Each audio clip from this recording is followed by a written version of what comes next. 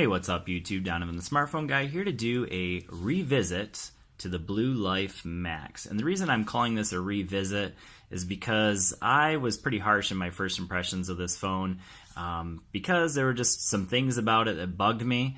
And so I was probably a little overly harsh on it. And so I challenged myself over the last few days, last 2 days that is. So the last 2 full days I've been using the Blue Life Max as my daily driver.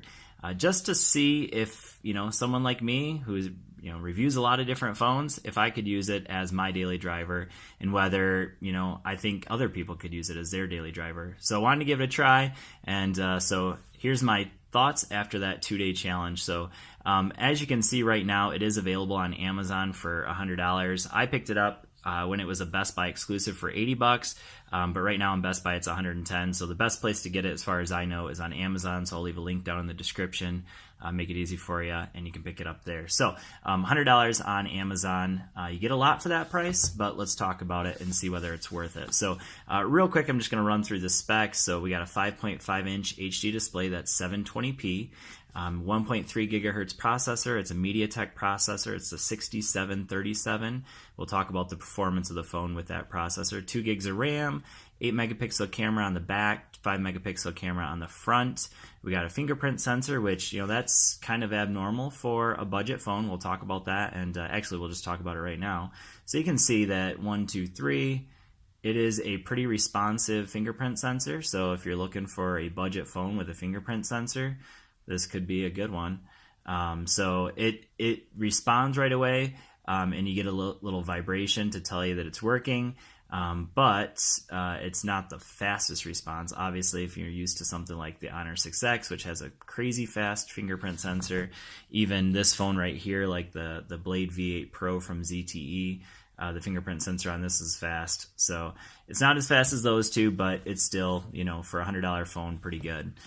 So we already talked about that. 4G LTE, so it has all the important bands for AT&T and T-Mobile or any of the MVNOs related with those two companies. So I've been using it on Cricket with my SIM, and I've had LTE just about everywhere, really everywhere that I go anyways. And it's running Android 6.0, so just keep in mind that when you buy a Blue phone, chances are you're probably not going to get updates, especially with a phone like this for $100, you're not going to see any updates.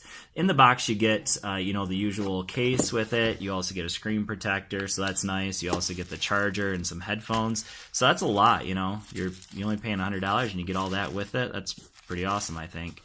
So it's great that Blue does that, for $100. So I'm going to set that off to the side, and we're going to talk about the phone. So I want to talk about what's good about the phone first. So I would say, first of all, the price, obviously. The fingerprint sensor is definitely another one that I think is a good thing. Believe it or not, performance actually isn't that bad. So I'm going to go ahead and jump into just a kind of a quick comparison of these two phones. So this is the Blade V8 Pro. This is also I would say a budget phone, but certainly not the kind of budget that one is. This one's $229. A lot more premium feeling for sure than what you get with this phone. But let's go ahead and just do a quick app opening comparison just so you can see what it's like. So both of them are running on my Wi-Fi. Actually, let's do this. Let's actually put them both on my LTE. So they're both running on 2 different Cricket cards, but they should be getting the exact same service. So there it is, 4G LTE with Cricket, and there we go, 4G LTE. All right, so they're both running on Cricket service, so they shouldn't be any difference in terms of speed. But let's go ahead and open up. Let's go start with ESPN. So 1, 2, 3. And one thing I've noticed is that really the app opening isn't a huge difference, but I'll show you where you see the difference. So let's go into the Bible, 1, 2, 3. Notice that yellowing screen too. I'll talk about that in just a second. All right, so that one was a little bit faster on the ZTE again. Let's go to NPR, 1, 2, 3. All right, so clearly the ZTE again. Let's do one more, Netflix. Okay, this is probably going to be here again. All right. So clearly, oh, what did it say there? adjust your cellular data. All right. So now what I want to do is let's just kind of scroll through. You see it obviously scrolling is pretty good. So performance actually isn't that bad. The issue where you see it is with gaming actually. So let's do one more, and that's going to be a game, just so you can see the load times for the games. Oh, did I hit it? Oh yeah, I did hit it. All right, so clearly again you can see that one's obviously loading it faster, which you should expect. I mean, this is a $100 phone versus a $230 phone. Okay, get rid of that. All right, there it is. Okay. So load times obviously are faster on the ZTE, which you would expect. So let's do one more thing, and that is let's reload some of these. So let's go with the Bible first. Here we go. All right, so notice how the RAM kept that right in storage, and that's one thing I noticed is that reopening apps on this is like instant. So let's go ESPN. Notice how it opens right back up to that. So that's one thing I noticed. So while it might not be the fastest at opening up apps initially, the RAM management seems to be really good. Obviously, with only 2 gigs of RAM, you won't be able to keep as many apps in the background, but it's not bad. In terms of gaming performance, games like Hill Climb 2 are about the extent of what you would probably want to do with this. Mortal Kombat or real heavy graphic intensive games probably aren't going to be all that great. But anything like Defender type games, first person shooters, no go. Don't try any games like that. Racing games, probably not. Like Hill Climb Racing is okay just because it's not super graphic intensive, but anything more than that and you're probably going to run into some issues. Now, I didn't mention that I wanted to show you that, screen thing. So notice that, if you're looking at it directly, the screen doesn't look too bad. The white looks pretty white, but as soon as you tilt it, I don't know if you guys can see that, but it becomes quite like almost brownish or yellowish, but I'm sure you probably saw it when it's laying here. But anyways, yeah, so that's one thing I'll mention about the screen. So the screen is, it's 720p, which isn't too bad, 720p is not bad, but the yellowing as soon as you turn it just a little bit, the different viewing angles, that's the part that it kind of bugged me a little bit. But performance-wise, not too bad. Battery life is definitely a huge thumbs up. So this is a full day of usage, so almost 1 a.m., and I'm at 50% battery. So battery life is definitely a huge plus. Now, in terms of onboard storage, you get 16 gigs of onboard storage, and it is expandable with an SD card. So that SD card can be used as internal storage as well, so you can put apps and you can put all your pictures and videos and everything like that on it. It is also dual SIM, but it is micro SIM. So I had to use a little adapter there for my nano SIM.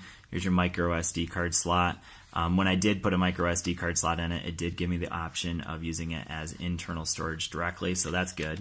So you can put, I think it holds up to a 64 gig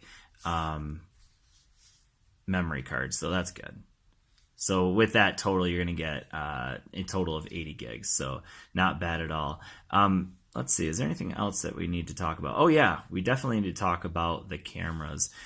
So cameras, let's just say forget about it. If you're buying this phone and you want great cameras, I would say, definitely look elsewhere. If you're looking for a budget phone with good cameras, don't pick this one. It is fine in low light or in good lighting. It's not too bad. And I would say it's, so there you go. There's a picture in relatively good lighting. But as soon as you get any kind of low lighting, and I'll bring that up here. So we'll go into the gallery. Well, let's go into photos. And any kind of like even remotely low light, it's going to not be nearly as good. So let's turn off. Oh, come on. Done. Just let me look at my photos, darn it. All right, so this is just a couple of pictures I took, but so there you go. This is a relatively low light photo, but it is very grainy, super, super grainy. And that's, compared to the ZTE, I took the exact same photo that looked a whole lot better on the ZTE. So that it's not a low light picture, but it's definitely not a good lighting picture either, and either way it just wasn't good. The front facing camera does also have that flash, so if you're in a low light situation with the selfie camera, it's actually not as bad because it does have that front flash and it does take some okay pictures for a 5 megapixel camera and for a phone that only costs $100. So I hope I've covered all of the questions that might need to be answered. Actually, let's listen to the speaker real quick, because I think that's actually something that's not too bad. It gets relatively loud, so let's take a listen to that real quick. So let's go with, I don't even know what song this is. Let's just try it. Play.